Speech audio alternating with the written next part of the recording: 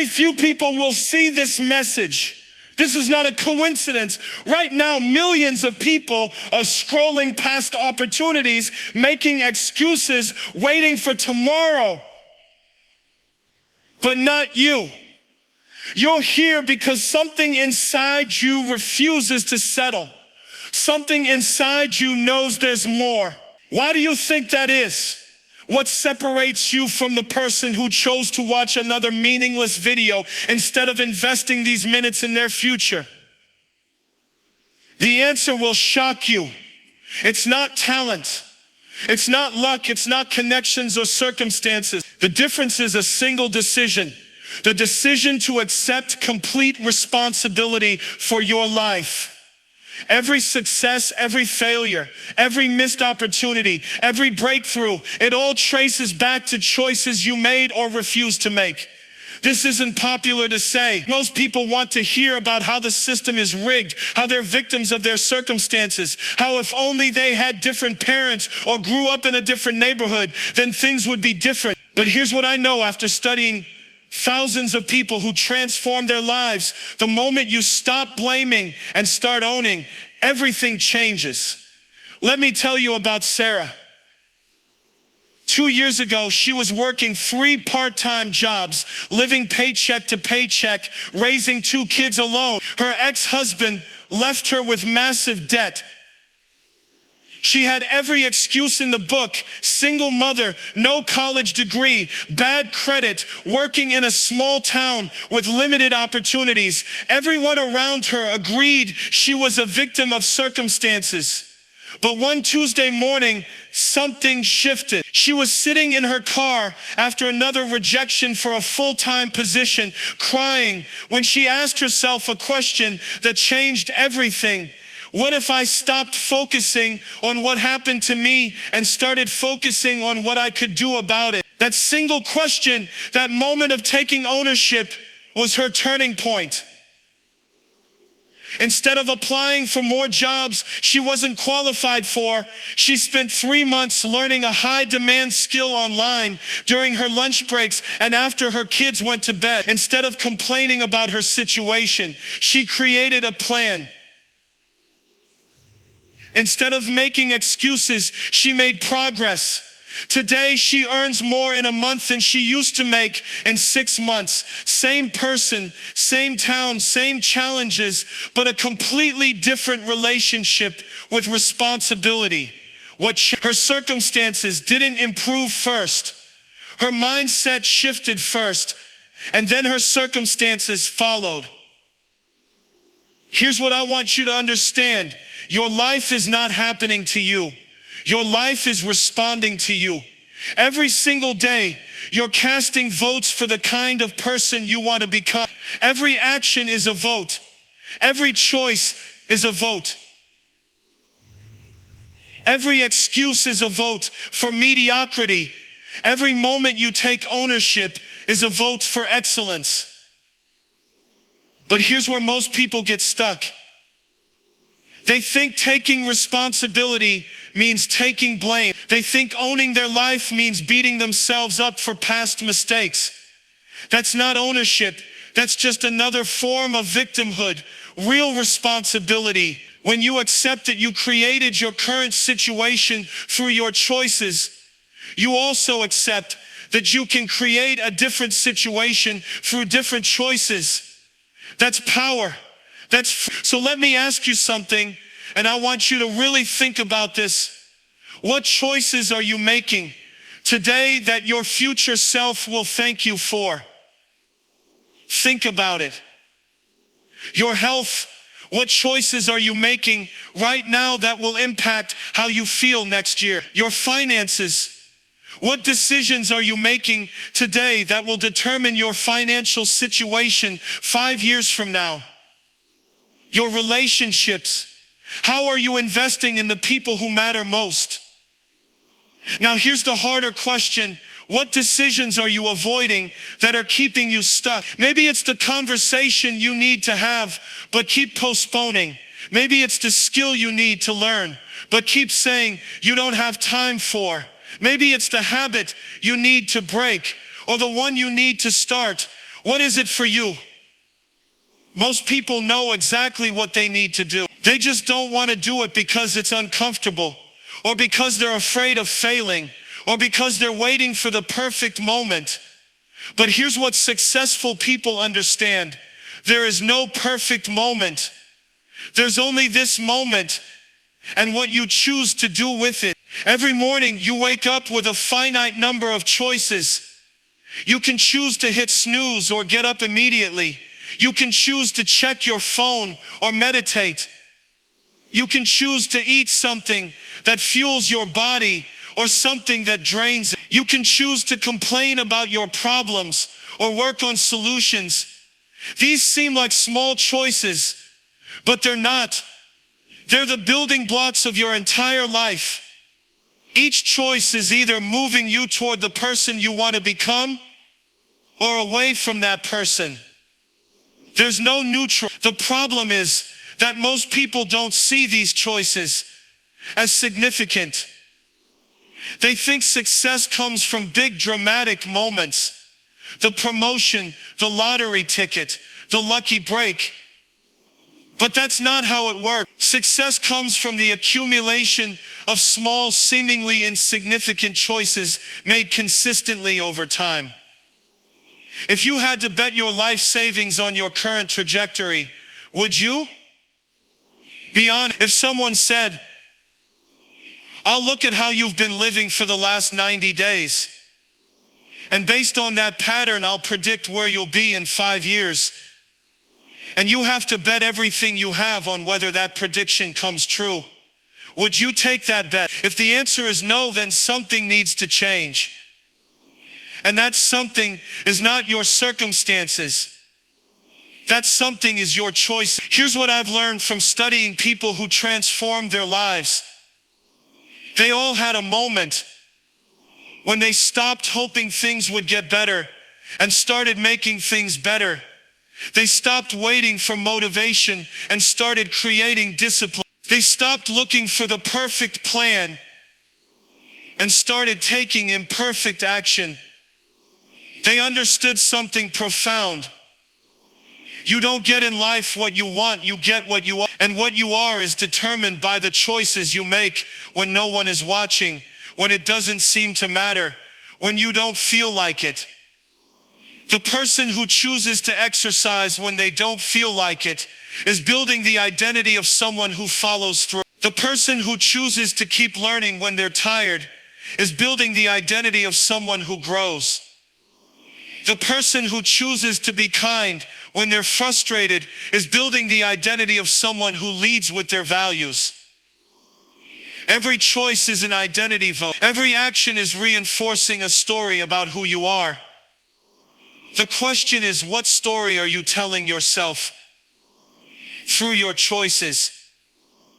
Most people have trained themselves to be experts at justification. They can explain why their circumstances are unique, why the rules don't apply to them, why they can't do what others have done. They've become masters at building cases for their limitations instead of solutions for their problems.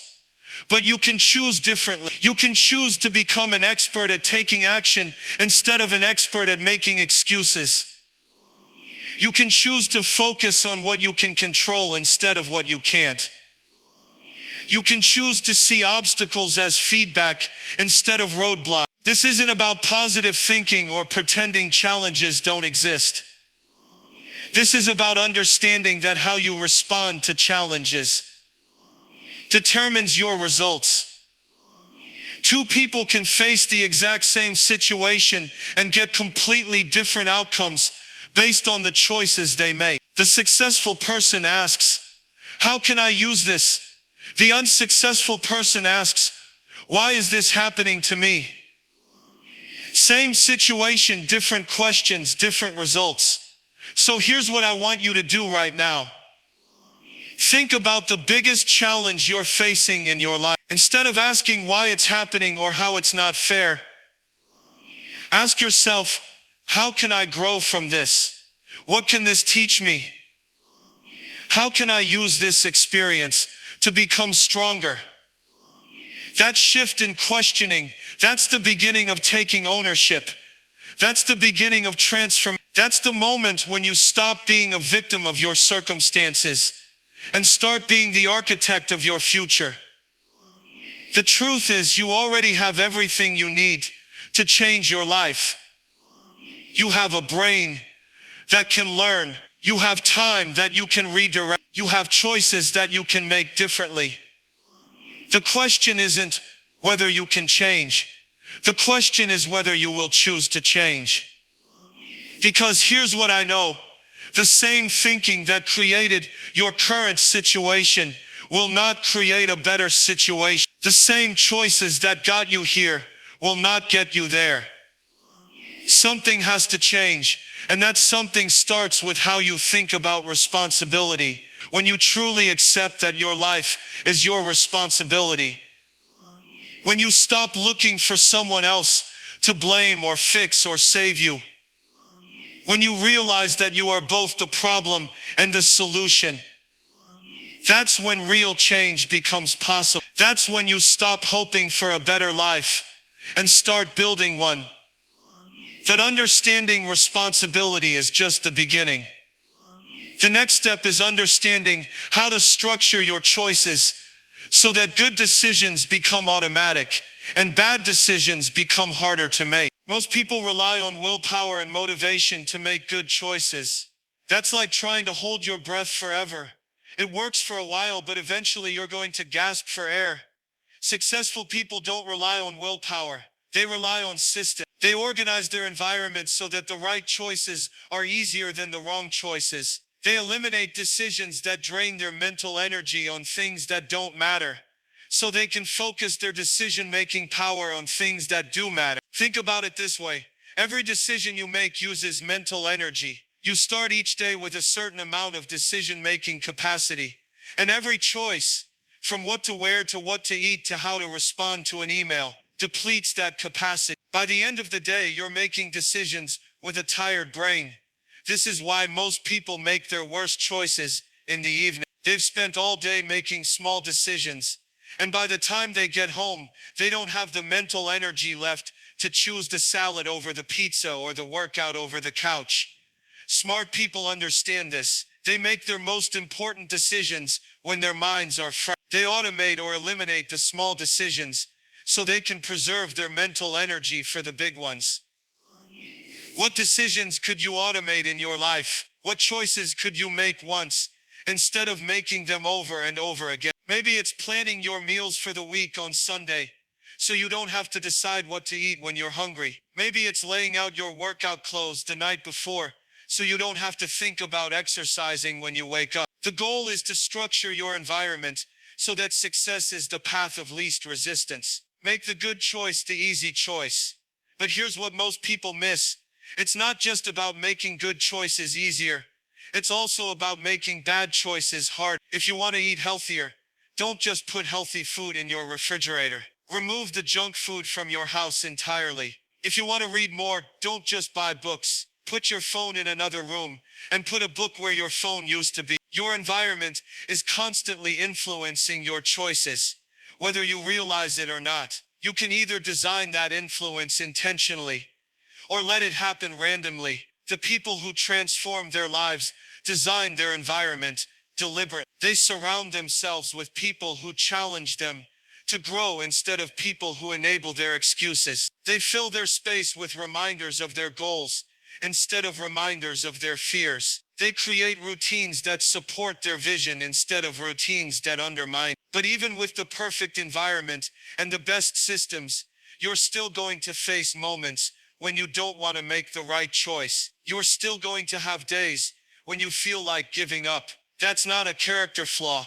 That's being human. The difference between people who succeed and people who quit is not that successful people never feel like quitting. The difference is what they do when they feel like quitting. Unsuccessful people let their feelings determine their actions. They do what they feel like doing. If they feel motivated, they work hard. If they don't feel motivated, they don't. If they feel confident, they take risks. If they feel afraid, they play it safe. Successful people do the opposite. They let their actions determine their feelings. They understand that motivation follows action, not the other way around. They do what they committed to do regardless of how they feel. And then the feeling of accomplishment motivates them to do it again. This is the secret that no one talks about. You don't have to feel like doing something to do it. You don't have to be motivated to take action.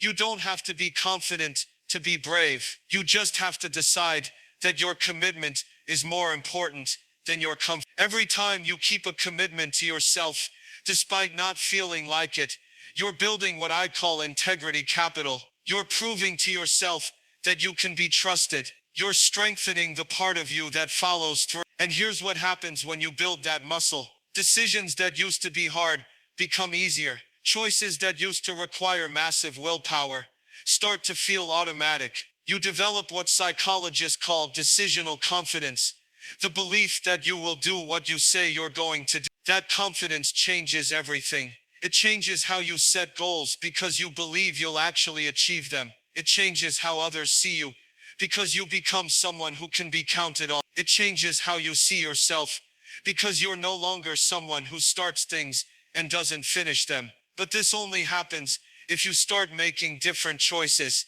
today, not tomorrow, not next week, not when you feel ready. Today, what's one choice you could make right now that would move you in the direction you want to go? It doesn't have to be huge. It just has to be different from what you would normally choose. Maybe it's sending that email you've been avoiding. Maybe it's doing 10 push-ups.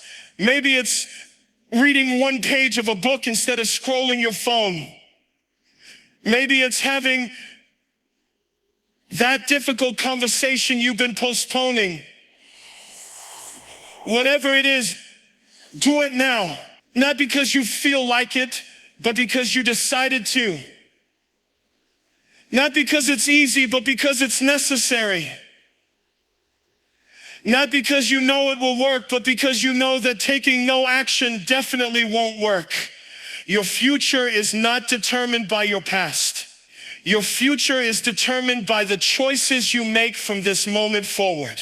Every choice is a chance to change direction. Every decision is an opportunity to become someone different. The question is, who do you want to become? And what choice can you make right now that moves you toward that person? Remember, very few people will truly understand this message. Very few people will actually apply what they learn here. But you're not like most people. You're here because you're ready to take ownership of your life. You're ready to stop making excuses and start making progress. The foundation is set. You understand that responsibility is not burden, it's freedom. You understand that your choices shape your destiny. You understand that success is not an accident. It's a system of making good decisions consistently over time. But understanding is not enough. Knowledge without application is just entertainment. The real question is, what will you do with what you now know? How will you apply these principles to create actual change in your life? That brings us to the most important truth about success that nobody wants to hear. Success doesn't come from changing your circumstances. Success comes from changing your circumstances. Most people have this backwards. They think if they just had a better job, more money, a different background, supportive parents, or lived in a different city, then they could be successful. So they spend their energy trying to change everything around them while staying exactly the same inside. But here's what I know after studying hundreds of success stories.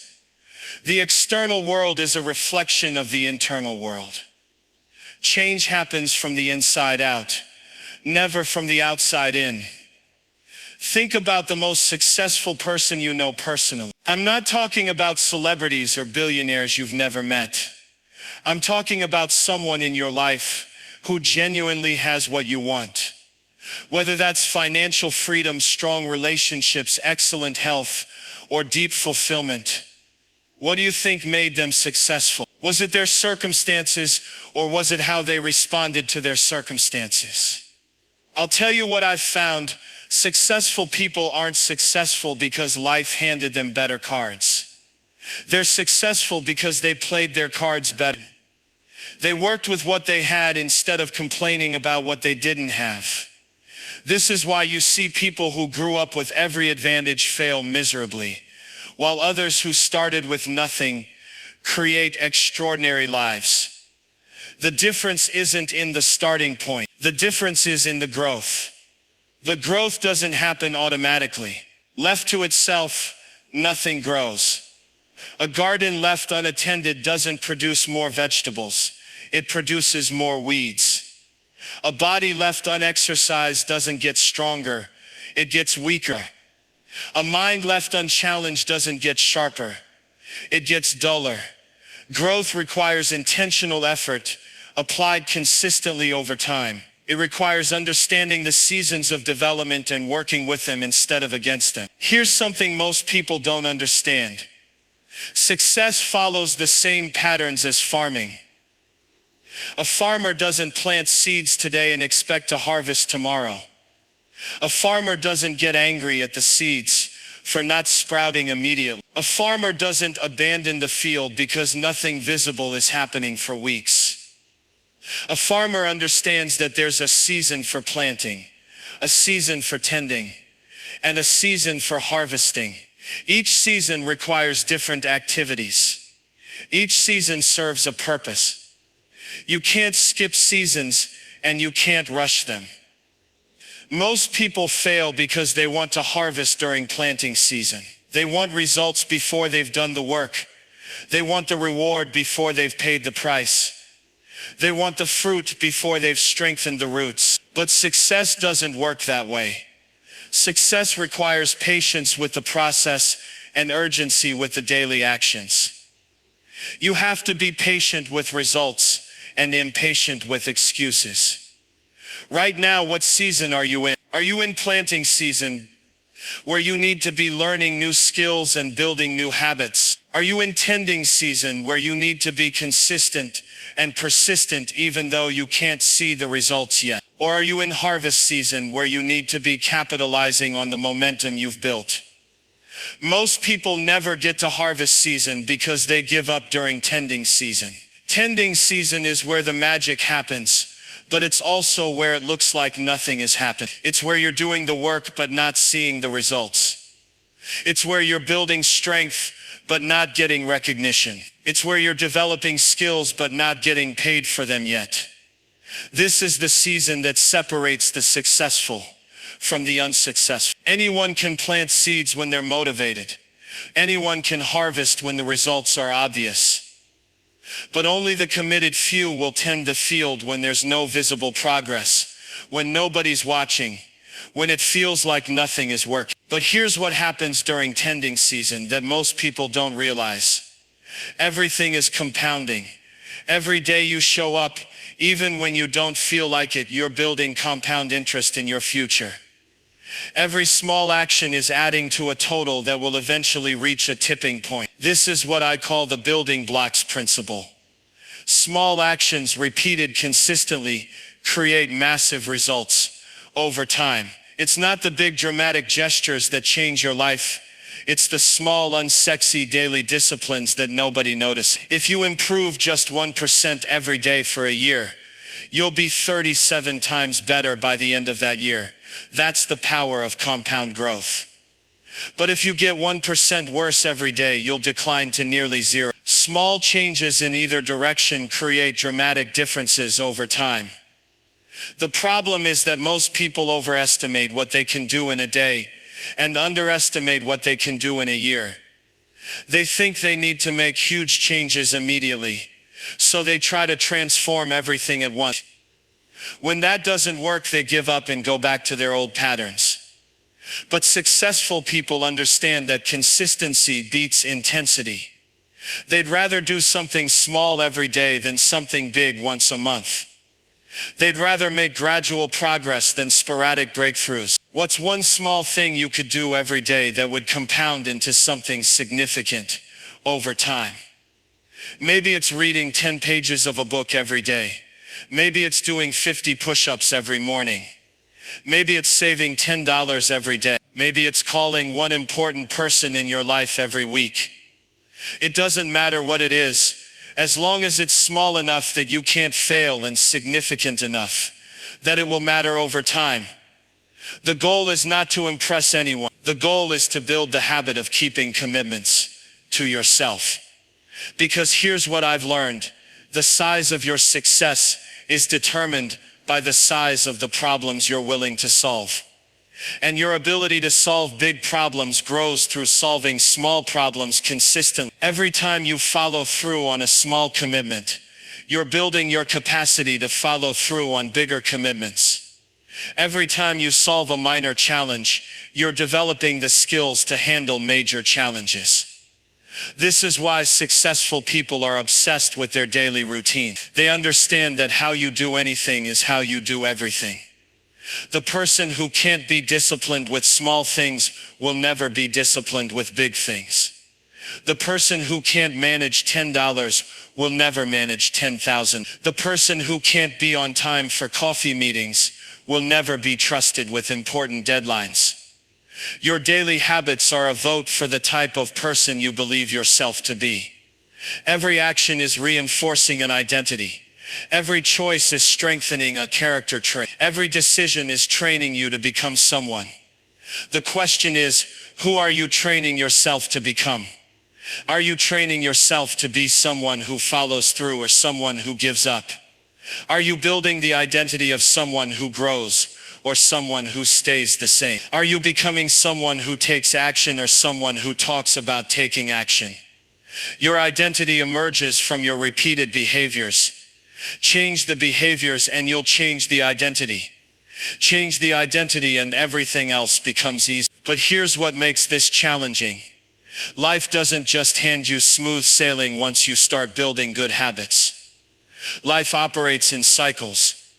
There are cycles of opportunity and cycles of difficulty.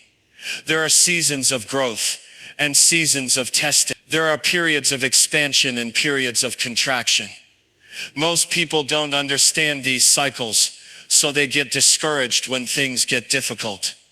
They think that if they're doing the right things, life should be easy. They think that if they're working hard, they shouldn't face obstacles. But that's not how life works. Life tests everyone. The difference is that successful people expect the tests and prepare for them. They understand that difficulties are not punishments. They're opportunities to grow stronger. Every challenge you face is either revealing a weakness that needs to be strengthened or a strength that needs to be tested.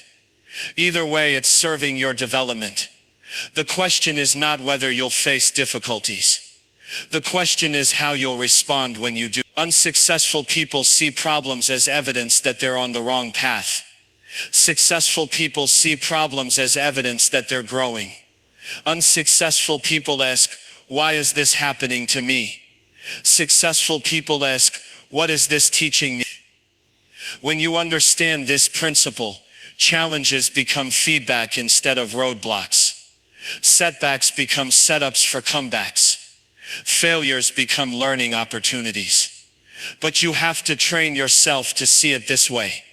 Your natural instinct is to avoid discomfort and seek pleasure. Your brain is wired to interpret challenges as threats and look for ways to escape them.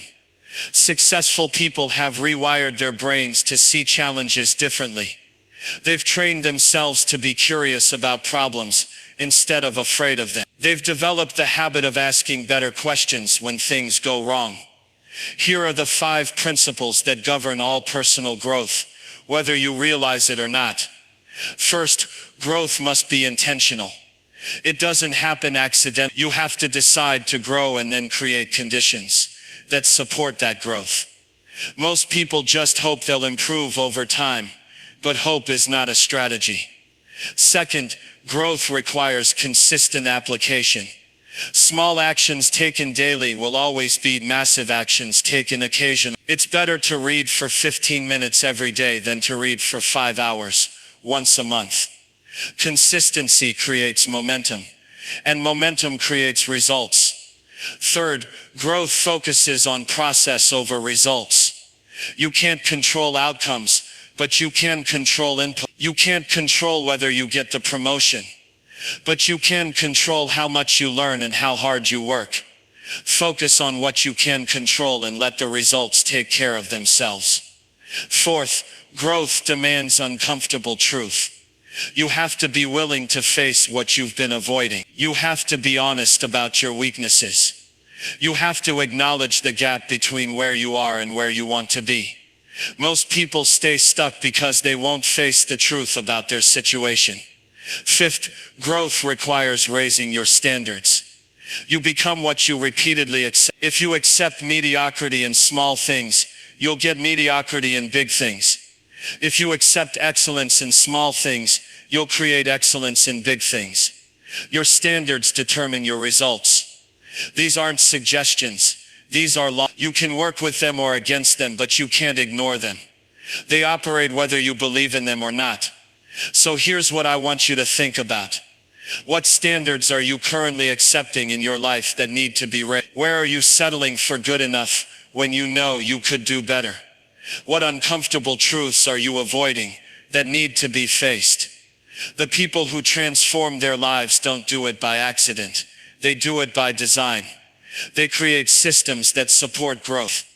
They build routines that reinforce their goals. They establish habits that make success inevitable. But they also understand something that stops most people before they even start. You don't have to be perfect to begin, but you do have to begin to become perfect. You don't need to have all the answers before you take action. You just need to take action to find the answers. Most people wait until they feel ready. But ready is not a feeling. Ready is a decision. You become ready by deciding to begin and then figuring it out as you go. The question is not whether you're ready. The question is whether you're willing. Are you willing to be uncomfortable for a while to be comfortable for life? Are you willing to do what others won't do so you can have what others won't? Because here's what I know, your current situation is the result of your past decisions.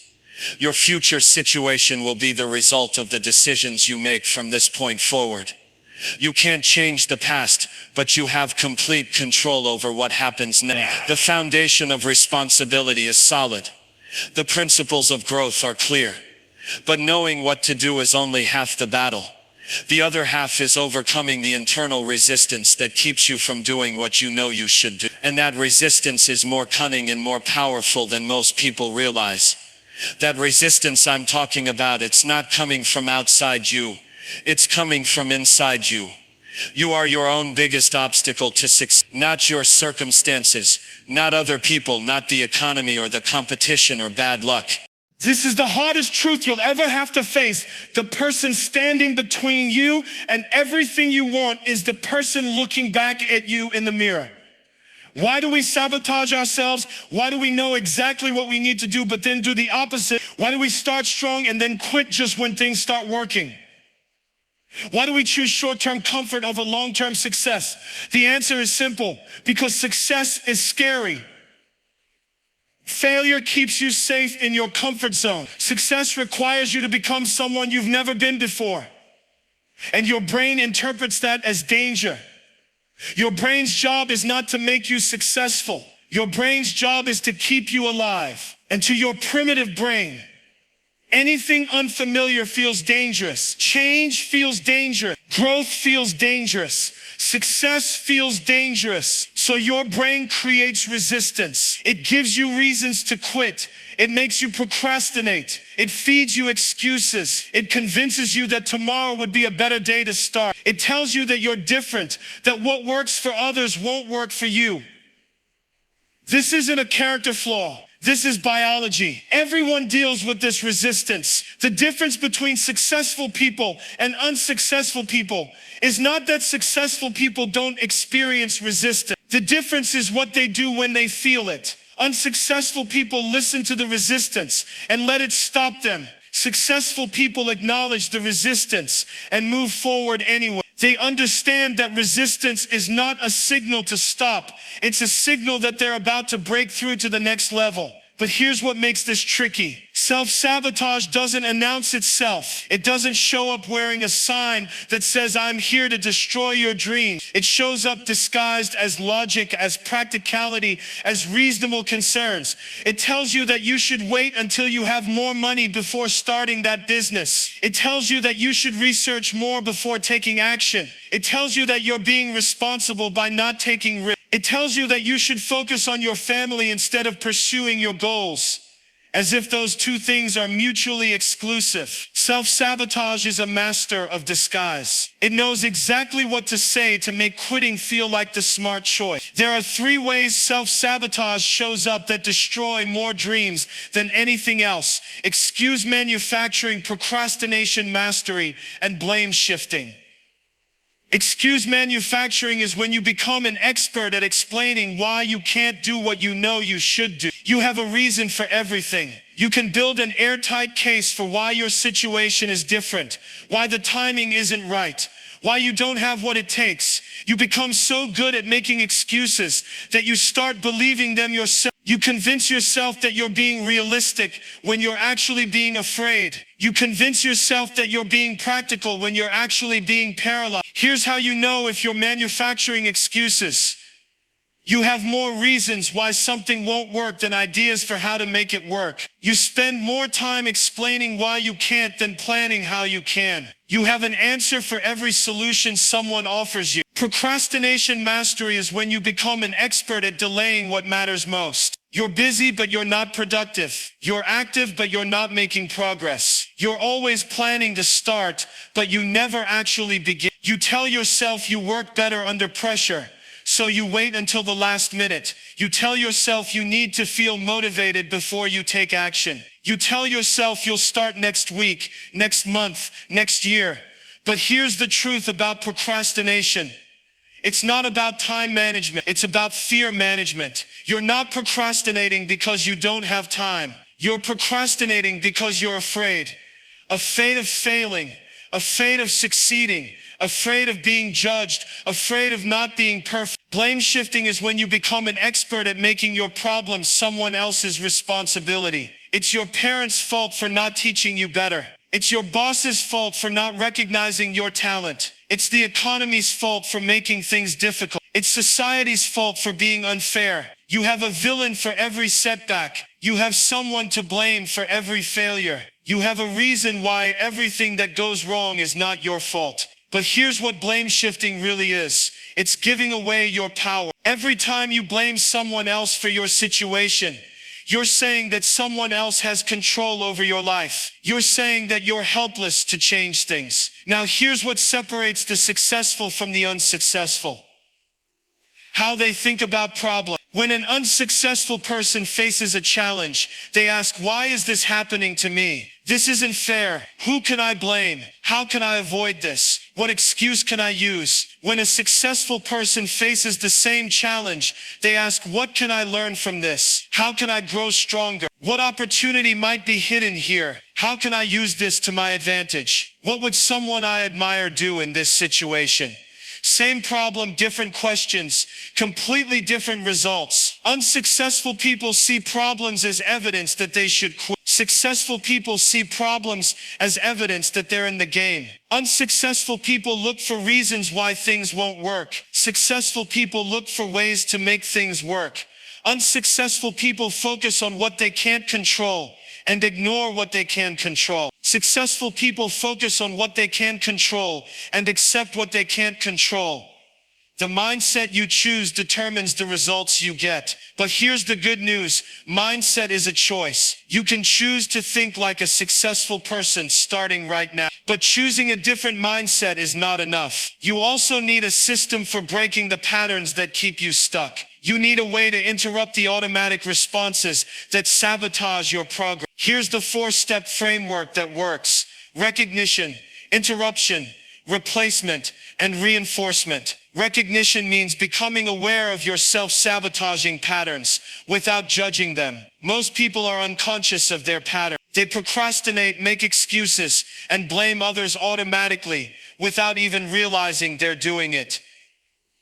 You can't change what you're not aware of. So the first step is simply noticing when you're doing these things. Notice when you start making excuses. Notice when you start procrastinating. Notice when you start blaming others. Don't try to stop it yet. Just notice it. Awareness is the first step to change. Interruption means breaking the automatic response before it takes over completely. The moment you notice yourself starting to make an excuse, interrupt the pattern. Say to yourself, I'm making excuses right now. The moment you notice yourself procrastinating, interrupt it. Say, I'm avoiding what I need to do. This interruption creates a gap between the trigger and the response. In that gap, you have a choice. You can continue with the old pattern, or you can choose a new response. Replacement means installing a new productive pattern in place of the old destructive one. Instead of making an excuse, ask yourself, what's one small step I can take right now? Instead of procrastinating,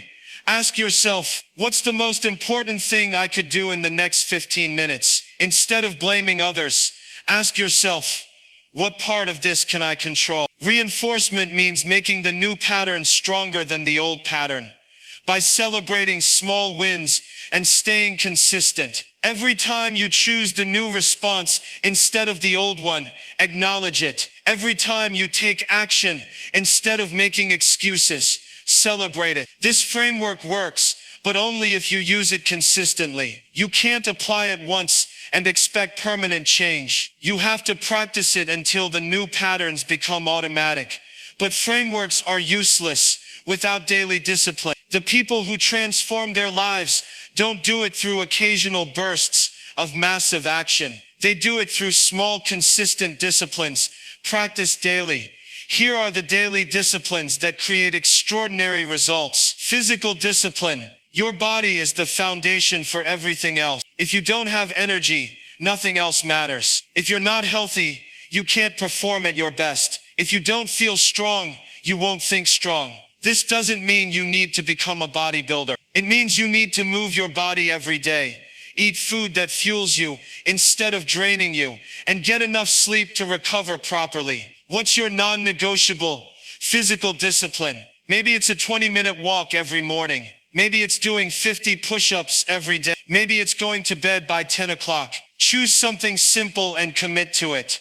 Mental discipline. Your mind needs exercise, just like your body. You need to feed it with quality input and challenge it with new learning. You need to focus it on what matters and protect it from what doesn't. Read for at least 30 minutes every day. Not the news, not entertainment, but something that challenges you to grow. Listen to educational content instead of mindless entertainment. Choose what goes into your mind as carefully as you choose what goes into your body. Financial discipline. Your relationship with money reflects your relationship with yourself. If you can't control your spending, you can't control your life. If you can't delay gratification with money, you can't delay gratification with anything. Pay yourself first. Save something from every dollar you earn, even if it's just 1%. Invest in your skills before you invest in anything else. Treat your financial discipline as seriously as your physical health. Relational discipline. The people you spend time with determine the person you become. You can't soar with eagles if you're scratching with turkeys. You can't become extraordinary while surrounding yourself with people who are content with ordinary. This doesn't mean you abandon everyone who isn't successful. It means you're intentional about who you give your time and energy to. It means you seek out people who challenge you to grow instead of people who enable your excuses. The magic happens when you combine all these disciplines into a morning routine that sets the tone for your entire day. Most people start their day reactively. They wake up, check their phone, react to whatever happened while they were sleeping, and spend the rest of the day in response mode. Successful people start their day proactively. They have a routine that puts them in the right state physically, mentally, and emotionally before the world starts making demands on their time. What would your ideal morning look like? Maybe it starts with 5 minutes of gratitude, 20 minutes of exercise, 15 minutes of reading, and 10 minutes of planning your day. Maybe it's different. The specifics don't matter as much as the But here's what most people get wrong. They try to create the perfect routine all at once. They want to wake up at 5 a.m., meditate for an hour, work out for 2 hours, read for an hour, and journal for 30 minutes. When they can't maintain that schedule, they quit altogether. Start smaller than you think you need to. If you want to read more, commit to reading 1 page every day. If you want to exercise more, commit to doing 10 push-ups every day. If you want to wake up earlier, set your alarm 15 minutes earlier and gradually work your way up. The goal is not to impress anyone with how much you can do. The goal is to build the habit of keeping commitments to yourself. Once that habit is strong, you can expand the commitments. But all of this only matters if you start today, not tomorrow, not next week, not when you feel ready. Today, most people spend more time planning to change than actually changing. They read about transformation, think about transformation, talk about transformation, but they never actually transform because they never actually start. The time for preparation is over. The time for excuses is over. The time for waiting for perfect conditions is over. The only time that matters is now. So here's what I want you to do before this day ends. Choose one discipline and commit to it for the next 90 days. Not because 90 days will solve all your problems, but because 90 days will prove to yourself that you can keep a commitment.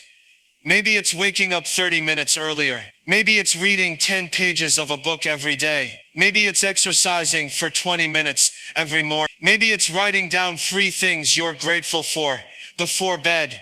Choose something that's challenging enough to matter, but simple enough that you can't fail. Write it down. Tell someone about it. Start tomorrow morning. But here's the most important part.